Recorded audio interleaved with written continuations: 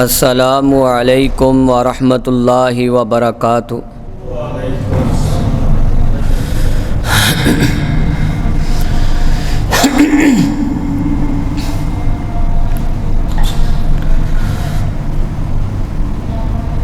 الحمد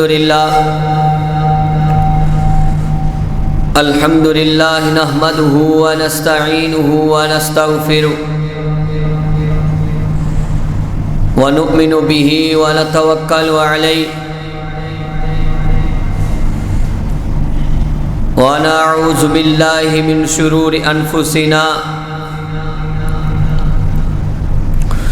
ومن سیئات اعمالنا من يهده الله فلا مضل له ومن يضلل فلا هادي له ونشهد أن لا إله إلا الله وحده لا شريك له ونشهد أن محمدا عبده ورسوله أما بعد فإن خير الحديث كتاب الله وخير الهدي هدي محمد صلى الله تعالى عليه وسلم وشر الأمور محدثاتها وكل محدثة بدعة وكل بدعة ضلالة وكل ضلالة في النار۔ اللهم صل على محمد وعلى آل محمد كما صليت على إبراهيم وعلى آل إبراهيم إنك حميد مجيد۔ اللهم بارك على محمد وعلى آل محمد كما باركت على إبراهيم وعلى آل إبراهيم إنك حميد مجيد۔ رب اشرح لي صدري ويسر لي أمري واحلل عقدة من لساني يفقهوا قولي۔ أعوذ بالله السميع العليم من الشيطان الرجيم من همزه ونفخه ونفسه إن أول بيت وضع للناس للذي ببكة مباركا وهدى للعالمين۔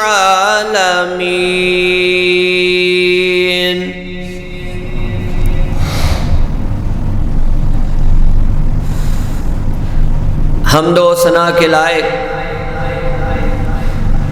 اللہ وحدہ لا شریک کی بے مثل ذات ہے۔ درود پاک کے لائق امام الکل ختم الرسل امام الانبیاء جناب حضرت محمد رسول اللہ صلی اللہ علیہ وآلہ وسلم کی ذات مقدسہ ہے۔ برادران اسلام، آج کے جمعۃ المبارک کا عنوان ہے بیت اللہ کی فضیلت اور اس کے گرد و نواح کا مقام۔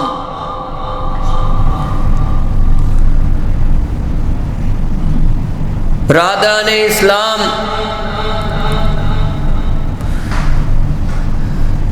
کائنات میں سب سے زیادہ عظمت حرمت والا شہر مکہ ہے۔ کیا ہے؟ مکہ ہے۔ اس کی عظمت کی کئی ایک وجوہات ہیں، جن میں سے پہلے تو یہ ہے کہ مکے شہر کے اندر اللہ کا گھر ہے، بیت اللہ ہے، اور دوسرا یہ کہ اس میں حجر اسود ہے، دوسرا یہ کہ اس میں حجر اسود ہے، تیسرا مقام یہ ہے کہ اس میں مقام ابراہیم ہے، چوتھا یہ کہ اس میں صفا مروہ ہے۔ اللہ ہمیں عمرے کی سعادت نصیب فرمائے۔ اور پانچواں یہ کہ اس میں زمزم ہے، اور حج کے تمام مناسک مکہ المکرمہ میں ادا کیے جاتے ہیں۔ حضرات، یہ وہ سرزمین پاک ہے، مکہ کی سرزمین وہ ہے جو پورے روح زمین میں بڑی فضیلت والا شہر ہے۔ یہی شہر اللہ کو سب سے زیادہ محبوب ہے،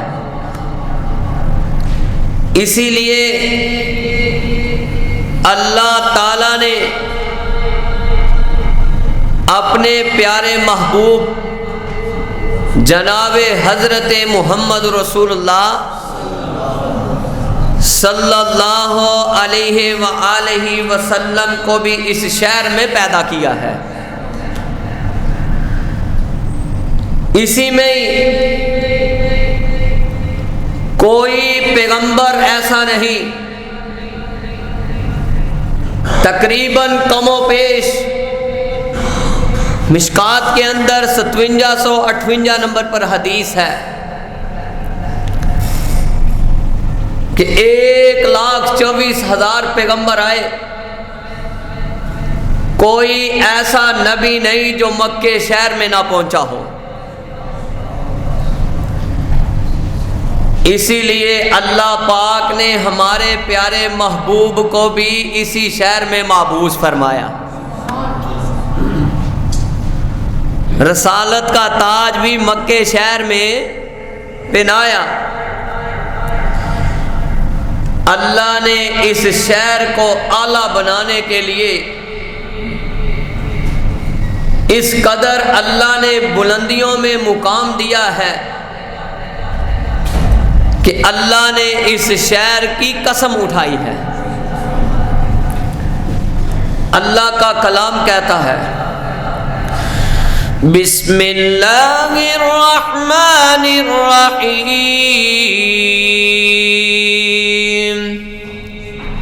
لا اقسم بهذا البلد، حرمت والا مہینہ ہے، بابرکت مہینہ۔ کہا میں رب ہو کر اس شہر کی قسم اٹھاتا ہوں۔ اس شہر سے مراد مکہ مکرمہ، اور اللہ نے اس لیے اس شہر کی قسم اٹھائی ہے، تفسیر احسن البیان میں ہے کہ اللہ نے اپنے پیارے محبوب آخر الزمان کو پیدا کیا ہے۔ پھر اللہ پاک نے وَأَنْتَ حِلٌّ بِهَذَا الْبَلَدِ، اے میرے پیارے محبوب، ہم نے آپ کو اس شہر کا مقیم بنایا ہے۔ آقا کو اس شہر کا مقیم بنایا ہے۔ پھر اللہ نے دوسری صورت میں اللہ نے قسمیں اٹھائی ہیں، وَالتِّينِ والزیتون، کہا قسم ہے جس میں انجیل اور زیتون، فلسطین کے اندر یہ شہر ہے، کہا اس شہر کی قسم ہے جس میں یہ انجیل اور زیتون لگے ہوئے ہیں، وَطُورِ سِینِین،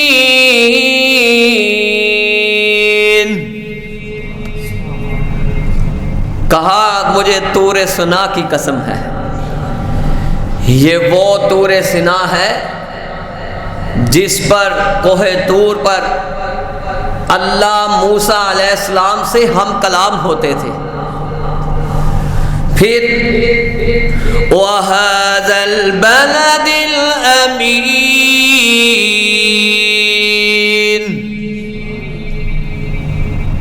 کہا میرے نبی ہم نے تمہارے شہر کو امن والا بنایا ہے۔ بیت اللہ کی فضیلت سن رہے ہیں جس میں اللہ کا گھر ہے۔ پہلے تو یہ سمجھیں کہ اللہ نے اس شہر کو کس قدر اعلیٰ بنایا ہے۔ کہا اس شہر کو تمہارے رب نے عمل والا بنایا ہے۔ اب یہ قسم اٹھانے والی ذات کون سی ہے؟ اللہ کی، جو اتنا سچا ہے کہ اس نے اپنے سچے ہونے کی بھی دلیل قرآن بنا دیا ہے۔ سورہ نساء 4 سورت اور آیت نمبر 87 میں ہے، اللہ لا الہ الا هو لیجمعنکم الى یوم القیامہ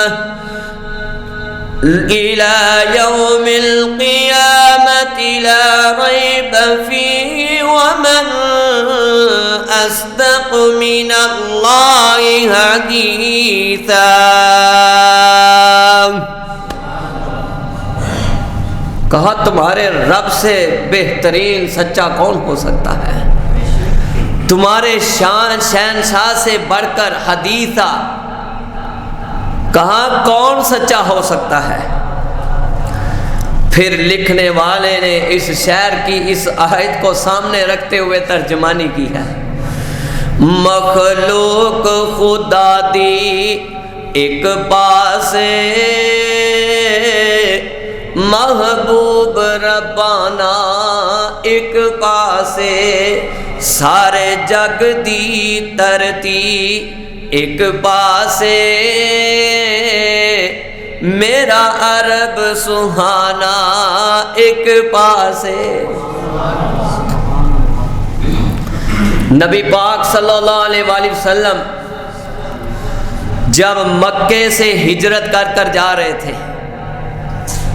نوجوانوں یہ بڑا غم کا سما تھا کہ کوئی کسی کو کہے کہ تو اپنے گھر سے کوچ کر جا بغیر کسی وجہ کے، صرف اللہ کے رسول کس کے لیے ہجرت کی؟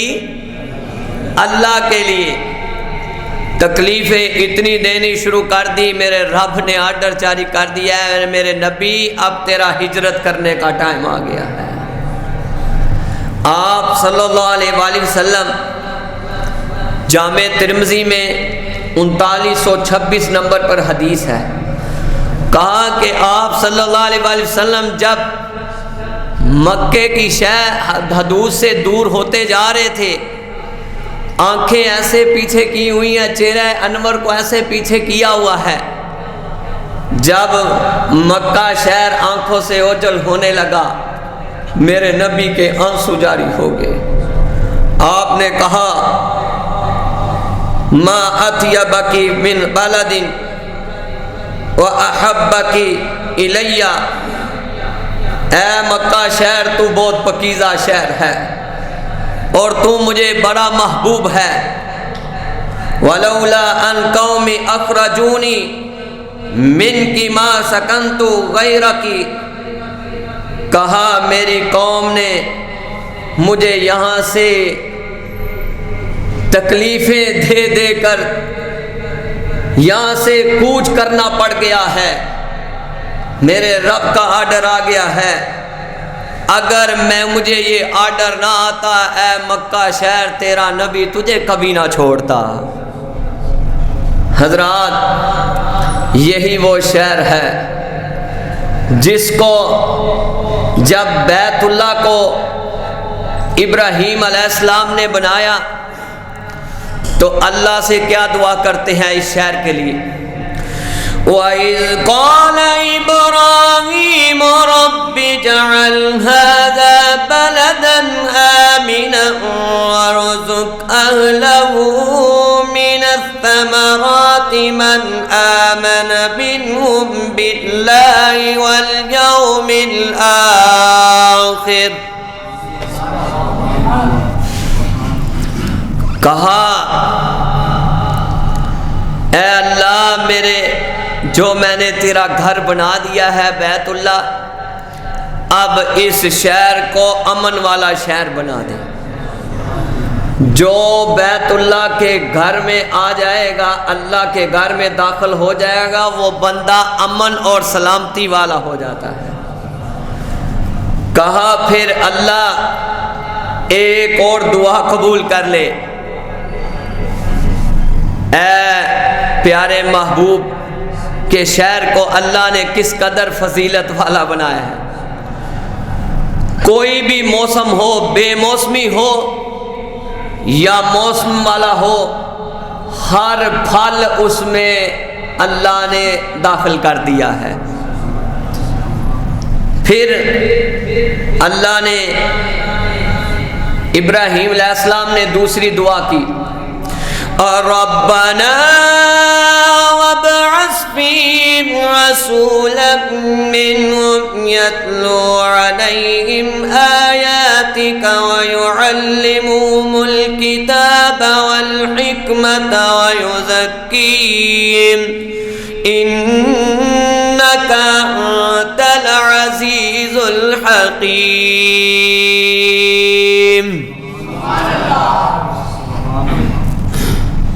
کہا اے میرے رب، کون کہہ رہے ہیں؟ ابراہیم علیہ السلام۔ کہا اے میرے رب، ہم تجھ سے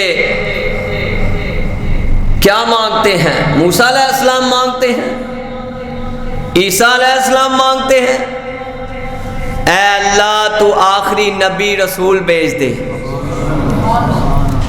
اب ذرا ایک مسئلہ سمجھے، اے میرے اللہ جو قوم کو حکمت اور دانائی سے بھر دے، مانگنے والے بنایا کیا ہے؟ بیت اللہ کے سین میں کھڑے ہیں، اللہ کا گھر تعمیر ہو گیا۔ کہا اے اللہ اب مانگنے والے مانگ کس سے رہے ہیں؟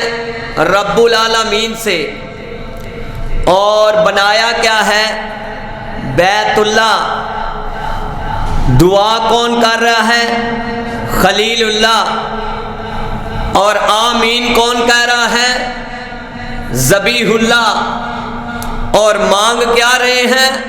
محمد رسول اللہ۔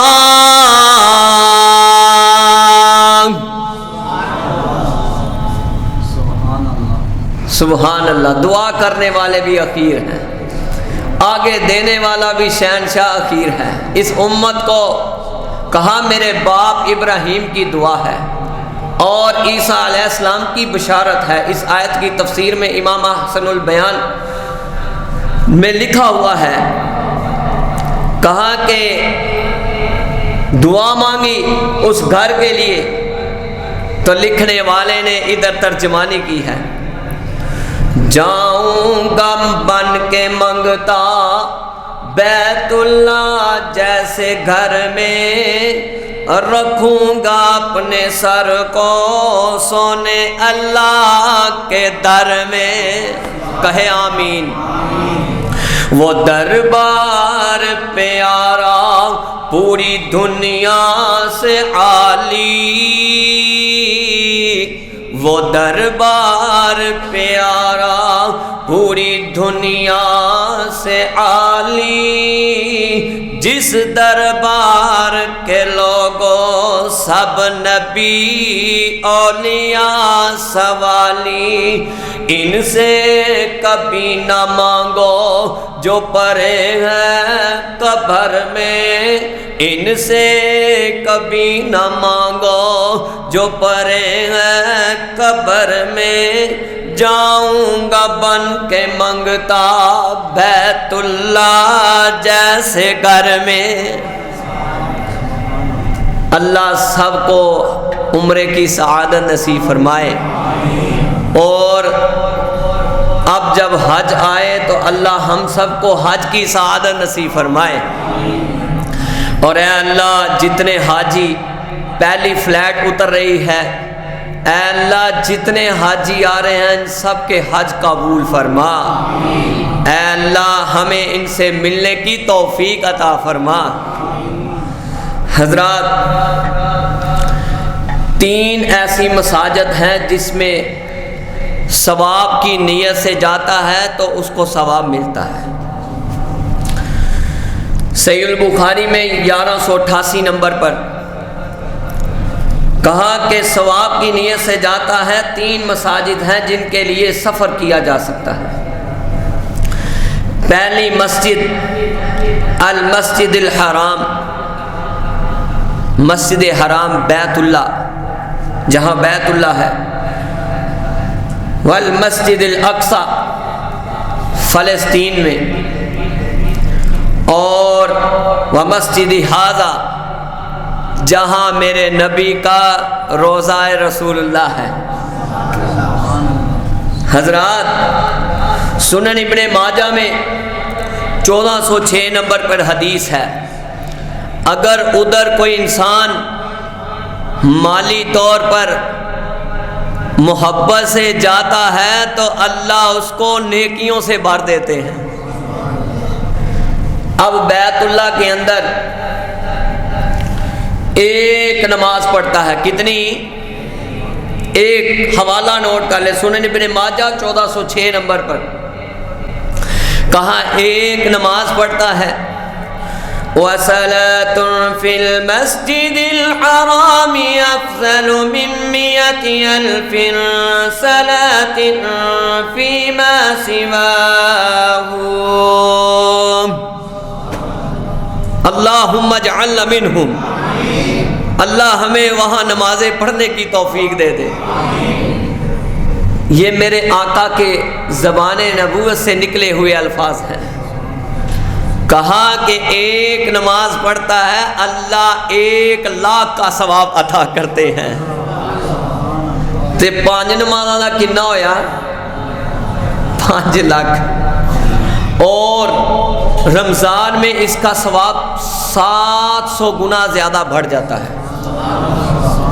پھر کیونکہ آج فضیلت ہے بیت اللہ کے راؤنڈ باؤنڈ میں کہ اس میں کون کون سے ایسے مقدس مقام ہیں، اس پہ بات ہونی۔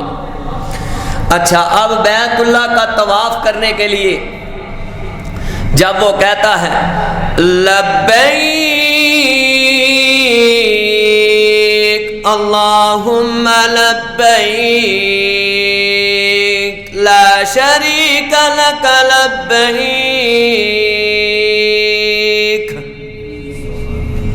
مجھے تو ایسے لگا جیسے حرم کیا دائیں بائیں گھوم رہے ہیں۔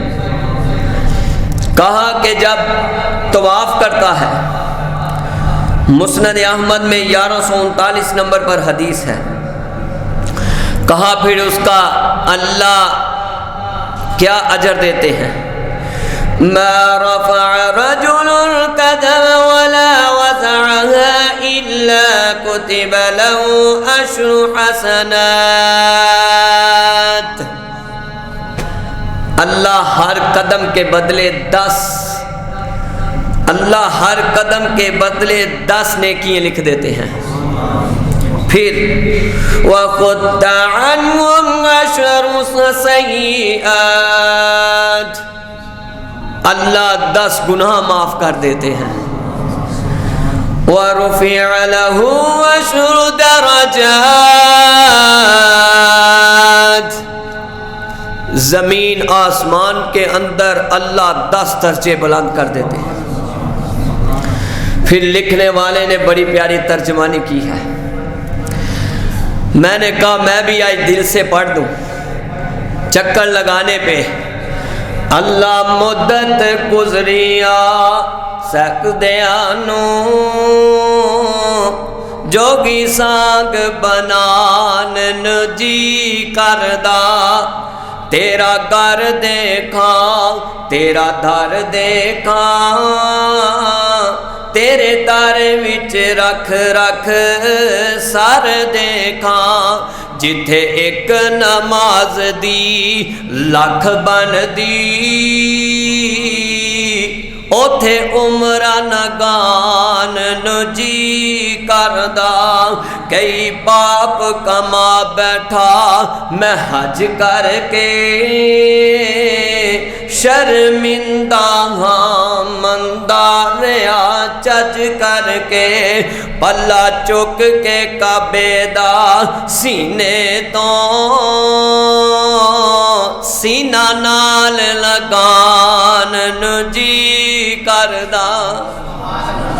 اللہ سچیا اکو فریاد میری، کری پوری آس مراد میری، کہو آمین۔ اللہ سچیا اکو فریاد میری، کری پوری آس مراد میری، تیرے پاک نبی دے میں صدقے جان، بس صدقے جان نجی کردا۔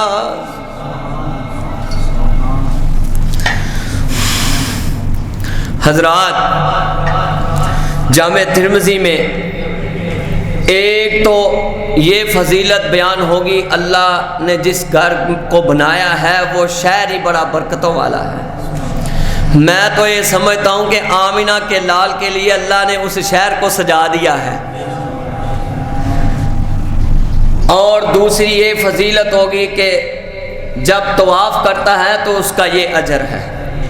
آئیں، جامع ترمذی میں 877 نمبر پر حدیث ہے، حجر اسود اور مقام ابراہیم۔ کیا کہا؟ حجر اسود اور مقام ابراہیم۔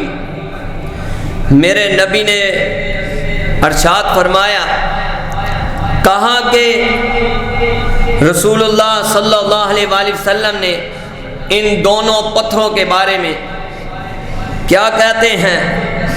نزل الحجر الاسود من الجنة وهو اشد بياضا من اللبن۔ اللہ کے رسول کا فرمان ہے، لوگو آقا کا فرمان ہے، کملی والے کا فرمان ہے، پیکر حسن و جمال کا فرمان ہے۔ کہا کہ حجر اسود اور مقام ابراہیم جو پتھر ہے یہ جنت سے لائے ہوئے پتھر ہیں۔ پھر حجر اسود کے بارے میں کیا ہے؟ فَسَوَّدَتْهُ خَطَايَا بَنِي آدم۔ کہا یہ حجر اسود دودھ سے زیادہ سفید تھا۔ کس سے؟ دودھ سے زیادہ سفید تھا، اور بنی آدم کے گناہ چوس چوس کر اس کا رنگ سیاہ ہو گیا ہے۔ اسود کا معنی سیاہ۔ پھر جامع ترمذی میں 878 کہا یہ حجر اسود اور مقام ابراہیم کا پتھر یہ کیا ہے؟ ان الرکن ومقام یاقوتتان من یاقوت الجنہ۔ اس حدیث کو جب میں نے پڑھا مجھے بڑی خوشی ہوئی۔ کہا کہ یہ آقا کا فرمان ہے، لوگو حجر اسود اور مقام ابراہیم یہ دونوں جو پتھر ہیں جس پر ابراہیم علیہ السلام نے پاؤں رکھے تھے، اللہ نے جبرائیل کے ہاتھ بھیجا تھا ان پتھروں کو جنت سے، کہا یہ جنت کے یاقوت ہیں دونوں یاقوت۔ پھر کیا ہے؟ کہا تمس اللہ نورہما ولو لم یتمس نورہما لأضاءتا ما بین المشرق والمغرب۔ کہا اے اللہ تو ہمیں ان کی زیارت نصیب فرما۔ کہا کہ اس میں اس قدر دونوں پتھروں میں نور تھا، جنت کے پتھر تھے، اس قدر نور تھا۔ میرے نبی کا فرمان ہے، کہا کہ اس قدر نور تھا کہ اگر اللہ ان کی روشنی کو بند کر کر نہ بھیجتا تو یہ مشرق اور مغرب کو روشن کر دیتے۔ حضرات آئے حجر اسود، جامع ترمذی میں 961 نمبر پر حدیث ہے، آپ بیت اللہ کی فضیلت سن رہے ہیں اور اس کے گرد و نواح کا مقام سن رہے ہیں۔ کہا یہ وہ حجر اسود ہے، میرے نبی کا فرمان ہے 961 جامع ترمذی میں، قال قال رسول اللہ صلی اللہ علیہ وسلم فی الحجر واللہ لیبعثن اللہ الى یوم القیامت له عینان یبصروا بما ولسان ينطق به يشهد على من استمله بحق۔ اللہ اکبر۔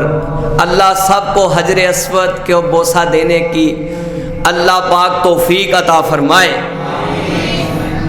کہا جس نے اس کو بوسہ دیا قیامت والے دن، میرے نبی نے اللہ کی قسم اٹھا کے بات کی ہے، یہ حدیث میں ہے، کہا قیامت والے دن اس حال میں یہ آئے گا، اس کی دو آنکھیں ہوں گی۔ کیا ہوگی؟ دو آنکھیں ہوں گی جس سے یہ دیکھے گا، اور ایک زبان ہوگی جس سے یہ بولے گا اور اپنے بوسہ دینے والے کی گواہی دے گا۔ گواہی اسی لیے دے گا نا کہ اس کو میرے آقا نے بوسہ دیا ہے۔ حضرت عمر رضی اللہ تعالیٰ عنہ 1597 صحیح البخاری میں حضرت عمر رضی اللہ تعالیٰ اس کے پاس گئے تو کہنے لگے اے حجر اسود تو ایک پتھر ہے، میں اس لیے نہیں چوم رہا کہ تو پتھر ہے، میں اس لیے نہیں چوم رہا کہ تجھے جنت سے بھیجا گیا ہے، میں اس لیے چوم رہا ہوں کہ تجھے چومنے والا کملی والا ہے۔ حضرات آئیں، جو شخص اب حجر اسود اور مقام ابراہیم کی فضیلت سمجھ میں آ گئی، اب حتیم، وہ آپ نے دیکھا ہوگا کہ بیت اللہ کے اسی بائیں سائڈ پر حتیم والی جگہ ہے، نایا کہ عبداللہ بن عباس کہتے ہیں یہ وہ حتیم والی جگہ ہے۔ 876 نمبر پر جامع ترمذی میں حدیث ہے، وہ اللہ نے اس لیے اس زمین کو خالی رکھا ہے کہ جو غریب ہے بیت اللہ کے اندر نہیں جا سکتا، وہ ادھر نماز پڑھ لے۔ جو شخص ادھر دو نوافل پڑھتا ہے وہ یہ تصور کرے کہ وہ بیت اللہ کے اندر دو نفل پڑھے ہیں۔ پھر عبداللہ بن عباس کہتے ہیں کہ یہ نیک لوگوں کی نماز پڑھنے کی جگہ ہے۔ آگے مسئلہ یہ آتا ہے، پھر جو رکن یمانی ہے اس سائڈ پر رکن یمانی اور حجر اسود کے درمیان رکن یمانی کی یہ فضیلت ہے، مسند احمد 4357 نمبر پر کہا کہ جس نے اس کا استلام کیا، اس کو ہاتھ لگایا، تو میرے نبی کا فرمان ہے کہ اللہ پاک اس انسان کے گناہ کو معاف کر دیتا ہے۔ سنن داری قطنی میں ہے زمزم کے بارے میں 2702 نمبر پر کہا جس نے زمزم کو اس نیت سے، یہ میرے آقا کا فرمان ہے لوگوں، کہا اگر تم زمزم کو بھوک کی نیت سے پیو گے اللہ تمہاری بھوک مٹا دے گا۔ اگر تم زمزم کو اپنی تکلیف کی نیت سے پیو گے اللہ تمہاری اندر کے 360 جوڑوں کی تکلیفیں دور کر دے گا۔ اگر تم اس نیت سے پیو گے کہ اے اللہ تیرے گھر آیا، تو نے توفیق دی، میں جب بیت اللہ کا آخری چکر لگاتا ہوں، اللہ نے جب بھی توفیق دی ہے تو الوداعی طواف میں آخری چکر پہ ایک ہی بات ہو رہی ہوتی ہے، بات تو اس کے ساتھ دل سے کرو چاہے کسی بھی زبان میں کرو، تو میں یہ الفاظ آخری چکر میں کہتا آتا ہوں، تیرا گھر چھڑ کے میں اللہ چلے جا رہا ہوں، تیرا گھر چھڑ کے میں اللہ چلے جا رہا ہوں، دوبارہ پھر بلانا اللہ غنی، دوبارہ پھر بلانا اللہ غنی۔ یہ دل میں بات آئی، میں نے کہا یہ بھی بتا دوں، یہ ان میں سے انشاءاللہ سارے ہی چلے جانے ہیں، کہو آمین۔ اب آ گیا جس کو ہم رحمت کا پرنالہ کہتے ہیں، رحمت کا پرنالہ۔ میرے دل میں آیا کہ یار کوئی نہ کوئی تو وجہ ہوگی یہ پرنالہ لگا ہوا ہے۔ میں نے مکتبہ شاملہ میں 6075 کتابوں میں اس کا مقام ڈھونڈا، مجھے اللہ نے توفیق دی، وہ مل گیا۔ کہا کہ یہ نیک لوگوں کی نماز پڑھنے کی جگہ ہے۔ تو صحابی رسول نے پوچھا عبداللہ بن عباس سے، کہاں لکھا ہوا ہے؟ طب نبوی میں صفحہ نمبر 671 اور جلد نمبر 2 میں اور 732 نمبر پر یہ مسئلہ بیان ہوا ہے۔ کہا یہ کدھر ہے نیک لوگوں کی نماز پڑھنے کی جگہ؟ کہا تحت المیزاب، اس پرنالے کے نیچے۔ اللہ ہمیں اس پرنالے کے نیچے نماز پڑھنے کی توفیق عطا فرمائے۔ اب آئے ملتزم، یہ دروازہ اور حجر اسود کے درمیان ہے۔ سنن ابی داؤد میں 1899 نمبر پر حدیث، دروازہ اور حجر اسود کے درمیان ہے۔ ادھر ایک واقعہ یاد آ گیا، تاریخ عرب میں واقعہ نقل ہوا ہے کتاب میں۔ پہلے حدیث سناتا ہوں۔ میرے نبی کا فرمان ہے کہ آپ اپنا سینہ انور کو اس ملتزم کے ساتھ لگا دیتے تھے، جس کو کہتے ہیں چمٹنا۔ سینے کے اس طرح ساتھ لگا کے اپنا چہرہ انور بھی ایسے ساتھ لگا دیتے تھے دائیں سائڈ، اور دونوں ہاتھوں کو اس طرح ساتھ لگا دیتے تھے۔ کہا جس نے ملتزم پہ آ کر دعا کی اللہ نے اس کی دعا قبول کر لی۔ اللہ ہمیں ملتزم کی چمڑنے کی اللہ توفیق عطا فرما۔ تاریخ عرب میں ایک واقعہ نقل ہوا، ایک بندہ اس کے ساتھ چمٹا ہوا تھا ملتزم پہ، اور کہہ رہا ہے استغفر اللہ العظیم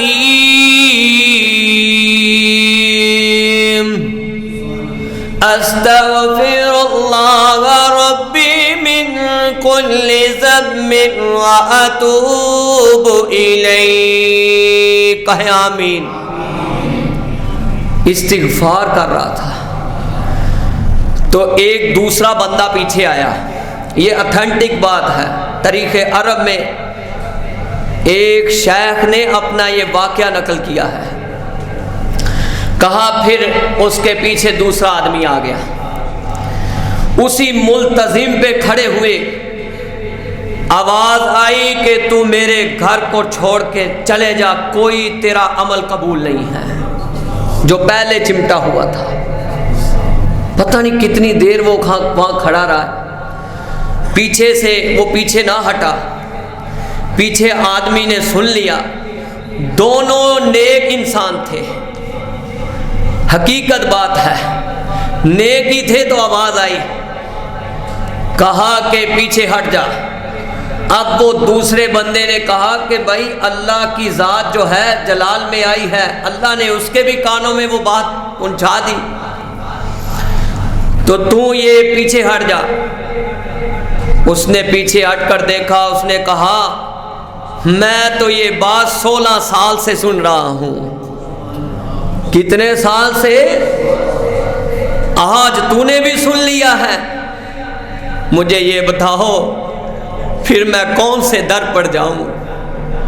اور در بھی تو کوئی نہیں, میرے پاس تو آپشن بھی کوئی نہیں. میں تو اس کو اس لیے سینہ لگا کر اللہ سے معافی مانگتا ہوں, تو راضی ہو جا.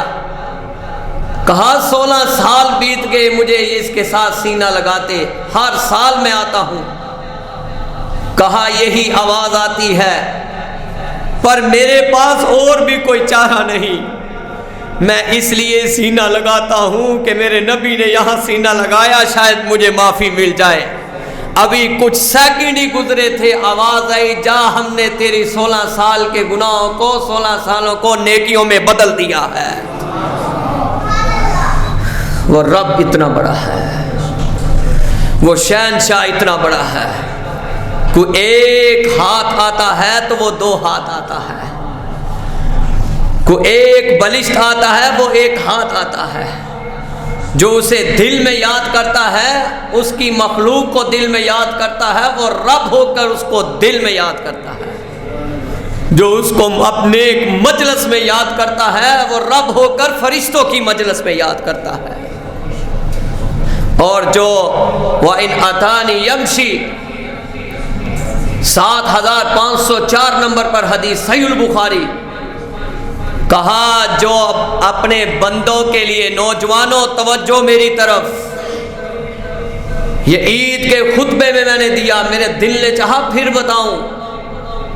کہا جو وَإِنْ أَتَانِي يَمْشِي, جو میرے بندے کے کام اپنی مخلوق کے لیے, اس مخلوق کے لیے, رب کی بنائی ہوئی مخلوق کے لیے, انسانوں کے لیے نکل پڑتا ہے.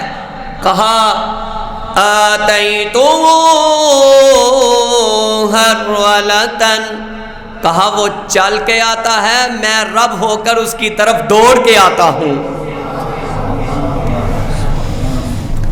حضرات, دنیا میں سب سے پہلا گھر کون سا بنا؟ بیت اللہ. کون سا؟ بیت اللہ. لیکن یہودیوں نے کہا کہ یہ تو بیت المقدس تھا. انہوں نے چہرہ اپنا بیت المقدس کی طرف نماز پڑھتے تھے, تو اللہ پاک نے اپنے نبی پر وحی نازل کر دی. میرا نبی چہرہ پیچھے کر کر دیکھے تو رب قبلے کا رخ ہی بدل دے.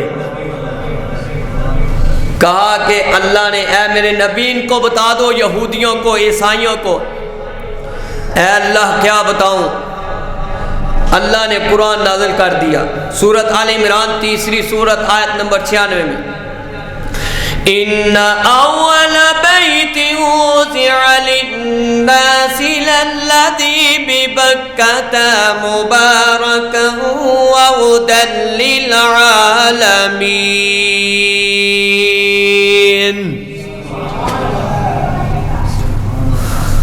کامن سینس کی بات ہے، تھوڑا سا ہم غور و فکر کریں۔ اللہ سب کو حج اور عمرے کی سعادت نصیب فرمائے۔ اگر باب الفہد سے بھی داخل ہوں، باب عبد العزیز سے بھی داخل ہوں، کسی دروازے پہ یہ نہیں لکھا کہ یہ وہابیوں کا دروازہ ہے، یہ بریلویوں کا دروازہ ہے، یہ دیوبندیوں کا دروازہ ہے۔ کوئی دکھا دے مائکا لال، کیوں؟ اللہ نے اس دروازے کا نقشہ کھینچا ہے۔ ان اول بیت وضع للناس، ناس جہاں سیگا آتا ہے وہاں مسلمان بھی ہیں اور غیر مسلم بھی ہیں، لیکن اب تو غیر مسلم اس میں داخل نہیں ہو سکتا، حرم پاک کی حدود میں غیر مسلم داخل نہیں ہو سکتا۔ کہا کہ یہ لوگوں کے لیے میرے نبی ہدایت کا مرکز ہے، اس میں کسی مسلک کا کوئی دروازہ نہیں ہے، یہ تمہارے رب نے تمام جہانوں کے لیے ہدایت کا مرکز بنا دیا ہے۔ جس نے اپنی لائن سیدھی کرنی ہے وہ بیت اللہ کی طرف دیکھ لے، اگر اتنی محبت رکھتا ہے تو روضہ رسول کی طرف دیکھ لے، اس کو بھی حرم قرار دیا ہے۔ کہا، پوچھا ہے اللہ کے رسول یہ بیت اللہ جو ہے یہ کب بنا اور مسجد اقصیٰ کا اس کا کتنا فاصلہ ہے؟ کہا یہ مسجد اقصیٰ جو بنی ہے یہ بیت اللہ سے 40 سال بعد بنی ہے۔ کتنے سال بعد؟ 40 سال بعد۔ آئے تفسیر ابن کثیر میں لکھا ہوا ہے 5073 نمبر پر اور 5078 نمبر پر کہ اب اس بیت اللہ کو گرانے کے لیے ایک ظالم نکلا یمن کا، کیونکہ یمن میں اہل حبشہ کی عیسائیوں کی حکومت تھی۔ کس کی حکومت تھی؟ عیسائیوں کی۔ اور ابرہ اشرام جو ہے صنعاء کا گورنر تھا، صنعاء کا گورنر تھا۔ اب اس نے کیا گیا، کیونکہ وہ بیت اللہ کی عظمت سے بہت حسد کرتا تھا، جو عیسائیوں کا وہاں انچارج تھا وہ بہت بیت اللہ کی عظمت سے بہت زیادہ حسد کرتا تھا اور ابرہ کو بھی غصہ چڑھتا تھا۔ جب اس نے ارادہ کر لیا، کیونکہ خانہ کعبہ جو ہے اس میں اس کی وجہ یہ ہے کہ اس میں سیاسی، تمدنی، تجارتی، معاشی جو قریشی لوگ تھے بہت زیادہ آگے تھے، سیاسی طور پر بھی، تمدنی طور پر بھی اور تجارتی طور پر بھی۔ اللہ نے اس سرزمین کو اتنا اعلیٰ بنایا تھا۔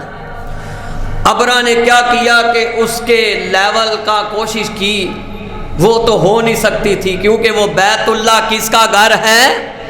اللہ کا۔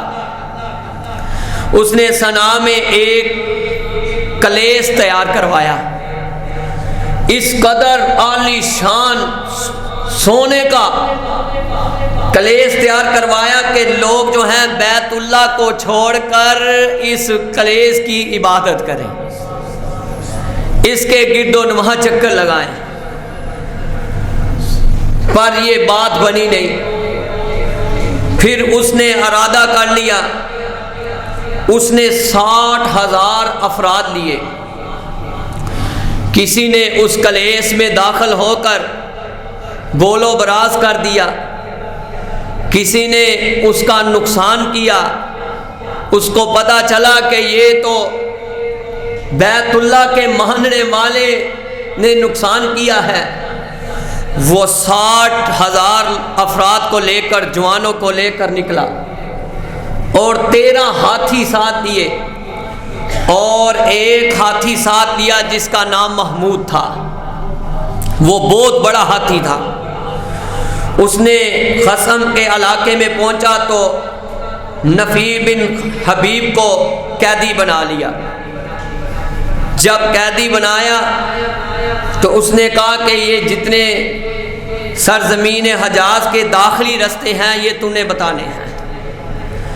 اس نے دادا عبد المطلب کے 200 اونٹ بھی جو ہیں قیدی بنا لیے، اپنی حراست میں لے لیے۔ اس نے پیغام بھیجا قریش کے سردار کو، دادا عبد المطلب سردار تھے، کہ ہم سے آ کر بات کرے۔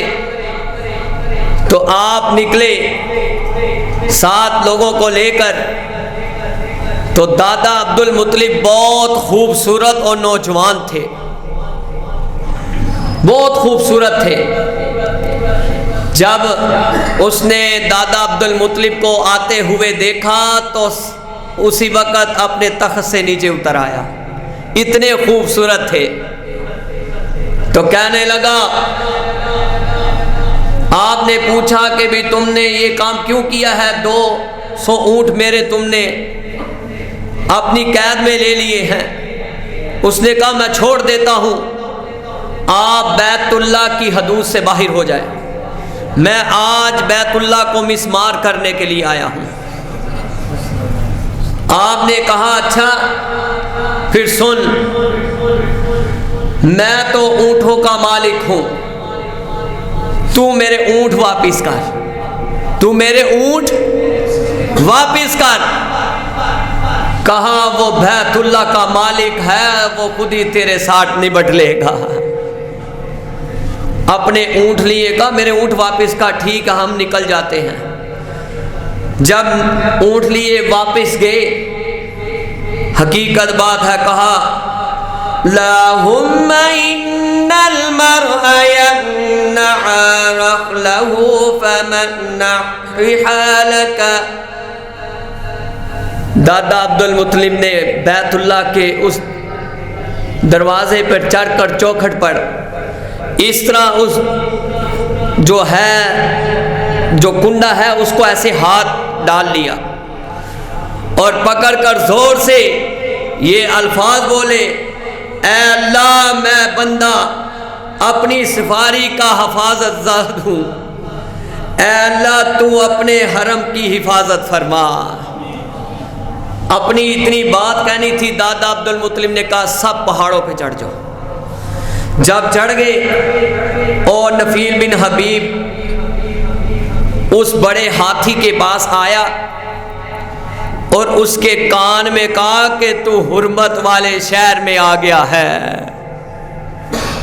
رب کے حرمت والے شہر میں آ گیا ہے۔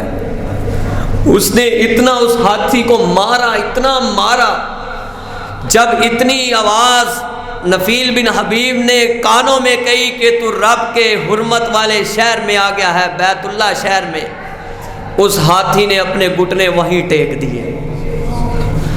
وہ ماری جا رہا ہے، مشرق کی طرف کرتا ہے تب مغرب کی طرف کرتا ہے تو وہ مڑتا ہے، جب بیت اللہ کی طرف کرتا ہے تو ہاتھی نہیں اٹھتا۔ اتنا مارا کہ اللہ نے جب ہاتھی کا یہ ظلم دیکھا، آنکھوں سے آنسو نکلتے دیکھے کہ ہاتھی سجدے میں پڑا ہوا ہے، اس وقت اللہ پاک نے پھر بہترین فورس بھیج دی، چھوٹی چھوٹی اپنی فورس بھیج دی۔ اس قدر فورس بھیجی، اس فورس کا تذکرہ اللہ نے قرآن میں کر دیا ہے۔ أَلَمْ تَرَ كَيْفَ فَعَلَ رَبُّكَ بِأَصْحَابِ الْفِيلِ۔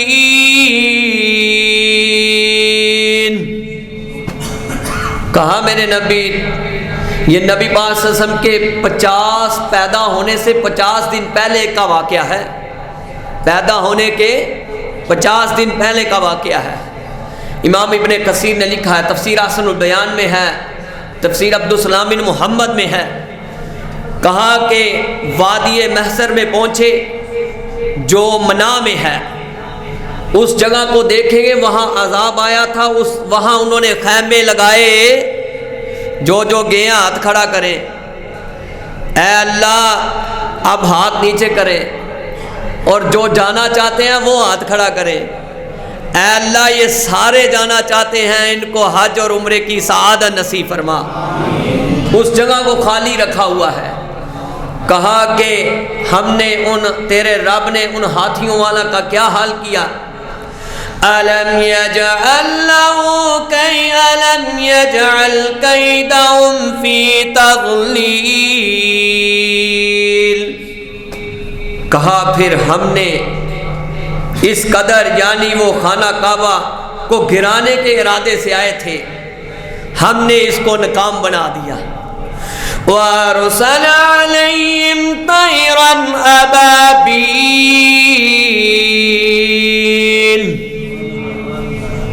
ہم نے اپنی چھوٹی سی مخلوق بھیجی، ایک کینکری منہ میں اور 2 پنجوں میں۔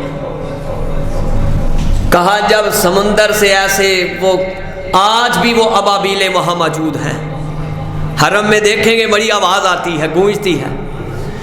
کہا کہ وہ ابابیلیں جب نکلی تو کہا اللہ یہ تو کینکری ہیں، کہا لے کے اڑنا تیرا کام ہے، اس کو ایٹم بم بنانا تیرے رب کا کام ہے۔ پھر جس طرح زمین پر وہ کینکری گرتی تھیں ریزہ ریزہ ہو جاتے تھے، اتنا بڑا رب ہے۔ ترمیم بحجارۃ من سجیل،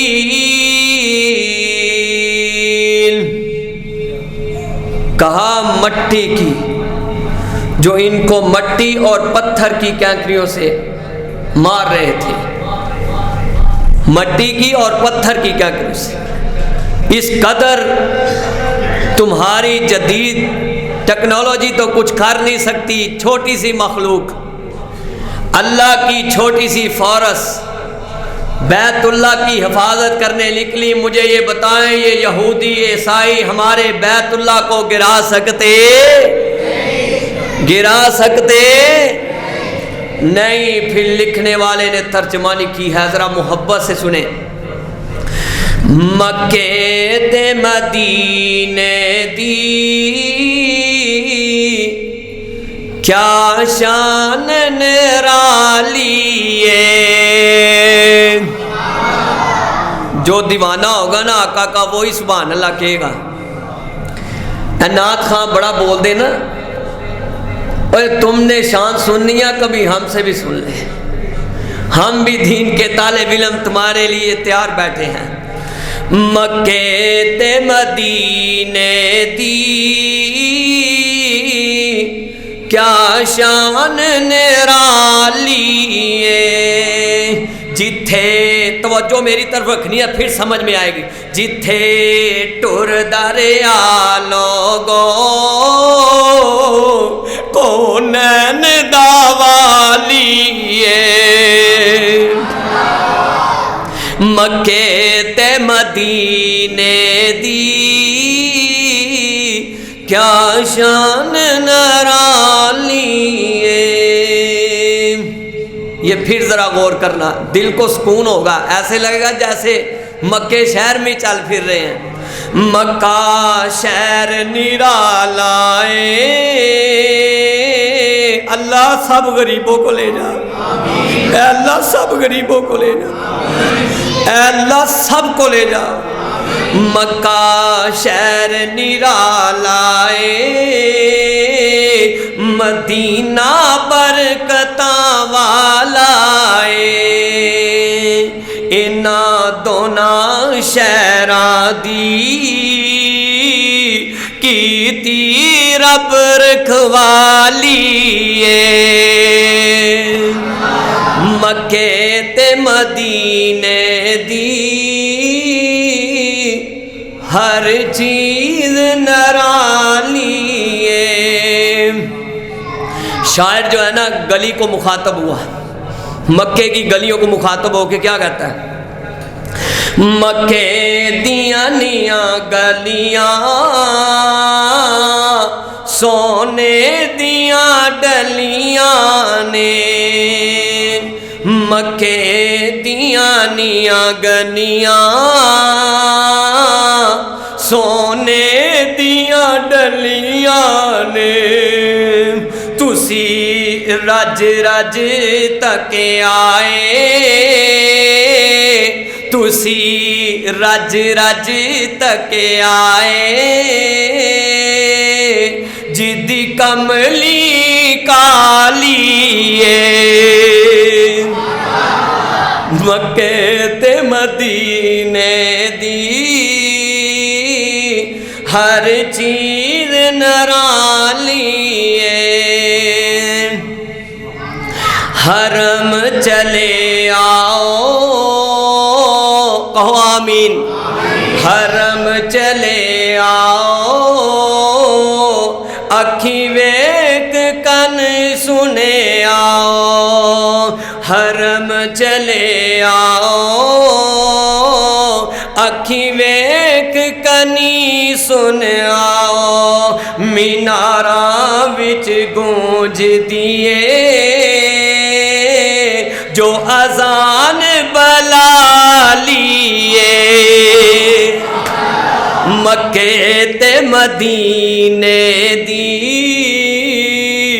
ہر چیز نرالیے خود رب کعبہ نے کیتی رکھوالیے ابو بکر عمر نرالے نے اینا گندیاں واسے ابو بکر عمر نرالے نے تے ابو بکر نرالے نے خوشبوآں والے نے ابو بکر نرالے نے خوشبوآں والے نے اللہ میرے ماں باپ پہ اپنی رحمت کر دے اللہ میرے استادوں پہ اپنی رحمت کر دے ابو بکر نرالے نے خوشبوآں والے نے اونا پھلا دے وچ سوتا سونے باغ دا مالیے مکے تے مدینے دی کیا شان نرالیے جدی کیتی رب سونے کیتی رکھوالیے سبحان ربک رب العزت عما یصفون وسلام علی المرسلین والحمد للہ رب العالمین